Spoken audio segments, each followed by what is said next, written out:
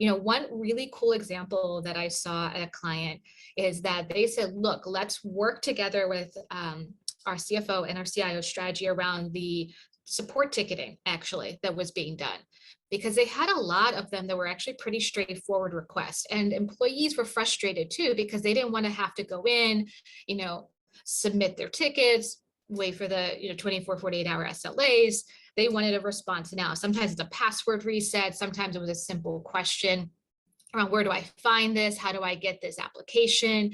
And what they did is they created this very simple chat that they're able to go in, and we put automation on the back end. And the goal was to reduce, we said, first, let's reduce it by half. Then we continue to uptick it on those L1 tickets. And then we started to say, let's go after more complex over time. But what was really interesting about it is we shared it in a steering committee where HR was at the table too. So we talk about experiences, right? They had actually started to notice employees were not complaining about some of these ticketing and some of the wait times as much. So they started to add that to their tracking as well. So not only did they get a really nice cost savings, and a lot of that cost could be done very quickly, to be able to be felt because they needed less folks supporting the tickets.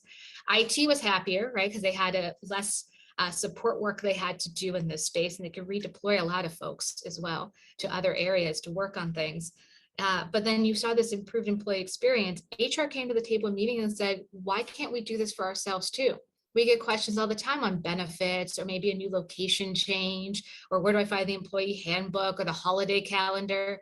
I know that's when I always look for the start of the year. So those are really simple requests, right? But you're pinging your HR person if you can't find it on the website fast enough, because we all want instant results, right? Nobody wants to go digging. We want our answers as quickly as possible. So then we've now deployed it for HR, and other teams now are coming to the table with similar ideas, but it's because they saw what each other was doing, but they also started tracking broader benefits too. And they're really feeling that in that organization.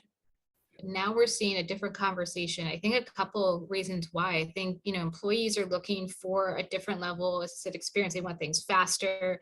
They want to feel they're adding value to their organization. There's a social impact concept that also has now been part of conversations that we're much more thinking about than we had maybe in the past. It's not we weren't thinking about it, but it's more top of mind than it used to be.